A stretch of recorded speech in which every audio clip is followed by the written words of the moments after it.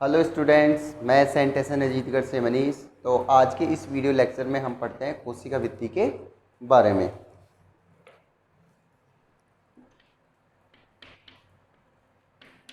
कोशिका भित्ति यानी सेल वॉल। सेल वॉल के बारे में पढ़ते हैं।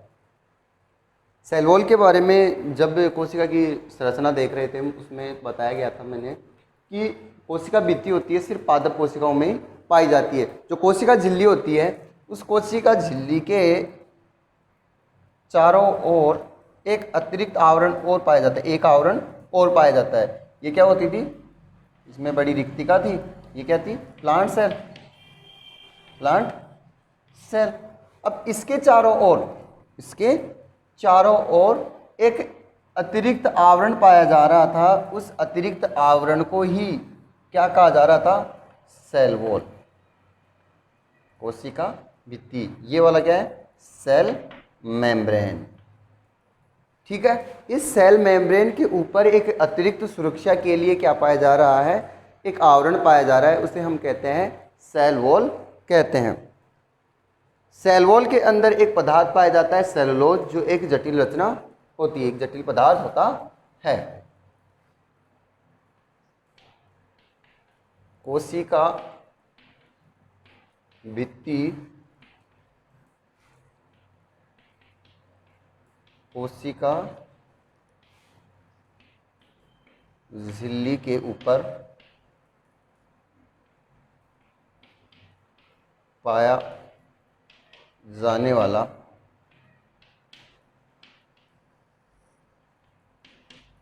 आवरण होता है जो सेलुलोज से बना होता है, जो सेलुलोज से बना होता है। ठीक है। पादप कोशिकाओं में ही पाया जाता है। किस किस में पाया जाता है? ये प्लांट सेल में हो गया, कवकों में हो गया, बैक्टीरिया में हो गया। सेल वॉल पादप, कवक,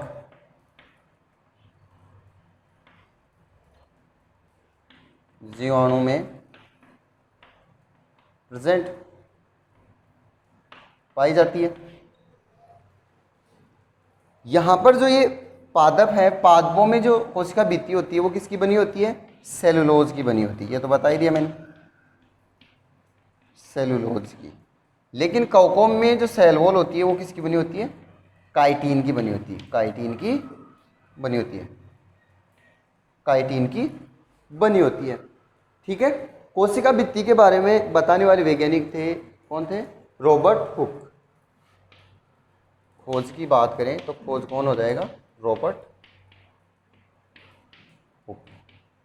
जब इन्होंने सेल की डिस्कवरी कर रहे थे, कोशिका की खोज कर रहे थे, तो कोशिका भित्ति के चारों ओर एक आवरण पाया जा रहा था, सिर्फ उसी को ही देखा था। वास्तव में वो क्या थी? कोशिका भित्ति थी, कोशिका नहीं थी। कोशिका भित्ति को ही देखा था। ठीक है। यानी कि कोशिका भित्ति क्या होती है? कोशिका के ऊपर ये पाए जाने वाला एक सुरक्षा के लिए एक अतिरिक्त आवरण होता है। इस कोशिका भित्ति के द्वारा ही पादप कोशिका और जंतु कोशिका में क्या किया जाता है? अंतर किया जाता है। सेल वॉल के कारण प्लांट एंड एनिमल सेल में, पादप और जंतु कोशिका में अंतर किया जाता है। अंतर किया जाता है। ठीक है। अगर हम इस कोशिका को परासरण विधि द्वारा जल हानि होती है तो कोशिका का जो जीव द्रव्य है वो सिकुड़ जाता है। इसे जीव द्रव्य कुंचन कहते हैं।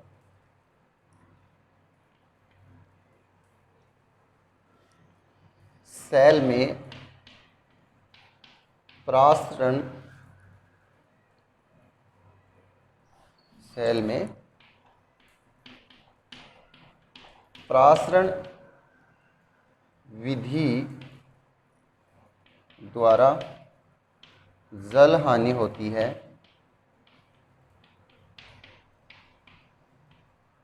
प्रासरण विधि क्या होगी? प्रासरण में क्या होता है कि प्रासरण होता क्या है कि जब विसरण तो क्या था, जब अणुओं का गमन उच्च सांद्रता से निम्न सांद्रता की ओर जा रहा है, लेकिन प्रासरण क्या होता है जब अणुओं का गमन निम्न सांद्रता से उच्च सांद्रता की ओर जाता है, निम्न से उच्च सांद्रता की ओर जाता है, वो क्या कहलाती है? प्रासरण कहलाता है। इससे क्या होता है, जीवद्रव्य जो होता है वो क्या हो जाता है? संकुचित हो जाता है। जल हानि हो रही है, जल बाहर निकल रहा है, इससे क्या हो जाता है? जीवद्रव्य कुंचन हो जाता है। जल हानि होती है, जल हानि के कारण, जल हानि के कारण जीवद्रव्य कुंचन की प्रक्रिया होती है।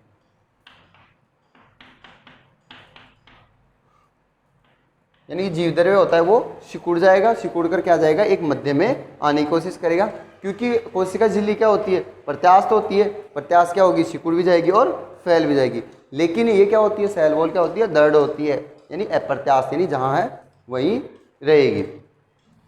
यानी हम अगर बात करें, इसको एक एग्जाम्पल से समझते हैं, एक प्रैक्टिकल से समझते हैं। एक रियो प्लांट लेते हैं, रियो प्लांट की लीफ लेते हैं, रियो।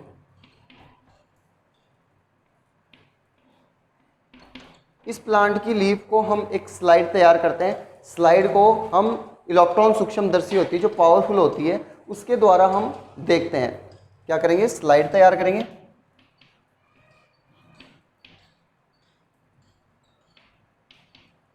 स्लाइड को क्या करेंगे? इलेक्ट्रॉन सूक्ष्मदर्शी से देखेंगे। क्या करेंगे? इलेक्ट्रॉन सूक्ष्मदर्शी की सहायता से।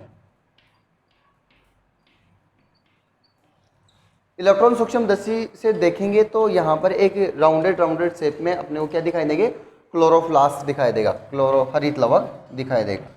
क्या दिखाई देता है?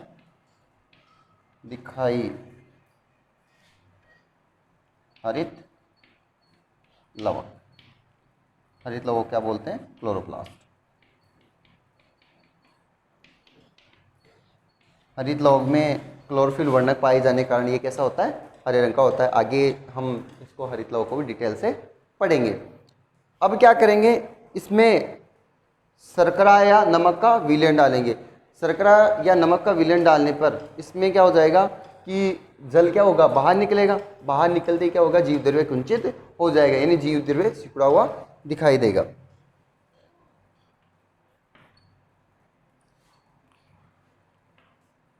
नमक या शर्करा विलयन डालते हैं। अब ठीक है, अब शर्करा या नमक का विलयन डालते हैं।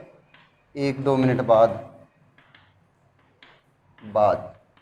क्या हो जाएगा? जीवद्रव्य कुंचन आपको दिखाई देगा। जीवद्रव्य कुंचन दिखाई देगा, जीवद्रव्य कुंचन दिखाई देगा। लेकिन हम अगर रियो प्लांट्स को की कोशिकाओं को नष्ट कर दें, नष्ट कैसे? अगर रियो प्लांट को हम गर्म पानी में उबाल लें या अन्य तकनीक द्वारा इसकी कोशिकाओं को डेड कर दें, फिर बाद में अगर हम इसमें नमक या शर्करा का सॉल्यूशन डालते हैं तो इस दौरान जल अवशोषण की प्रक्रिया नहीं होगी, यानी कि इसमें जीवद्रव्य कुंचन नहीं होगा। यानी कि जीवद्रव्य कुंचन होता है वो जीवित कोशिकाओं में ही होता है। किस में होता है? सिर्फ जीवित सेल में जीवद्रव्य कुंचन होता है, वो सिर्फ किस में होता है? जीवित कोशिकाओं में होता है। मृत कोशिकाओं में यह प्रक्रिया नहीं होती है। अब आगे देखो, यदि हम सेल को, किसको? प्लांट सेल को हम अल्पराश्रय विलयन में रखते हैं तो अल्पराश्रय विलयन की वजह से क्या होगी? कोशिका फूलेगी। फूलने के कारण किसमें रख रहे हैं, प्लांट सेल को अल्पराश्रयी विलयन में, अल्प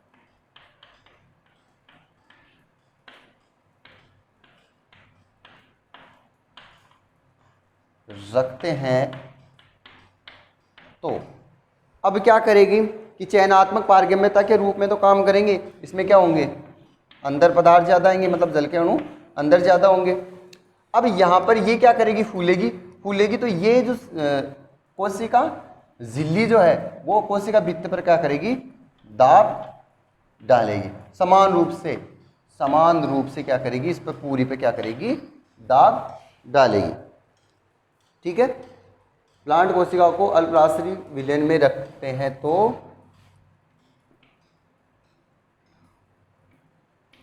कोशिका फूलती है तथा कोशिका भित्ति पर समान रूप से दाब डालती, यानी कि ये फटती नहीं है। यदि हम इसी प्रकार अल्पराश्रयी विलयन में जंतु कोशिका को रखते हैं तो कोशिका झिल्ली है वो यह प्रेशर सहन नहीं कर पाती और ये कोशिका क्या होती है, फट जाती है तथा सेल फटती नहीं है, तथा प्लांट सेल पादप कोशिका फटती नहीं है। क्यों नहीं फटती है, क्योंकि ये क्या कर रही है, अप्रत्यास्थ होती है और ये प्रेशर को सहन कर लेती है। इसके बाद में हम देखते हैं कोशिका भित्ति के कार्य कि कोशिका भित्ति करती क्या कार्य है। कोशिका के अंदर इस कोशिका भित्ति का कार्य क्या होता है।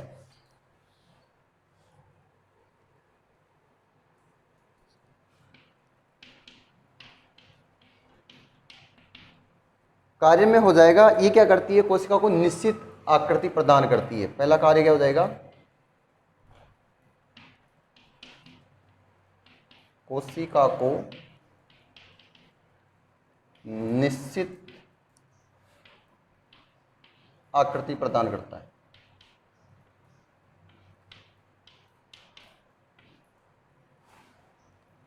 सेल को क्या करेगी, अतिरिक्त सुरक्षा प्रदान करती है।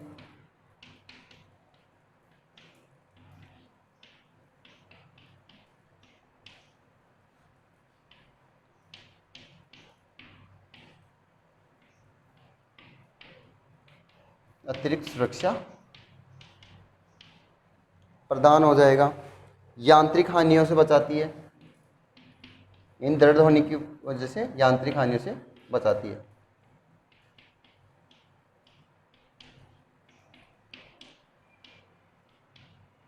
यांत्रिक हानियों से बचाव होता है और ये कोशिकाओं में आपसी संपर्क बनाए रखती है। कोशिका में आपसी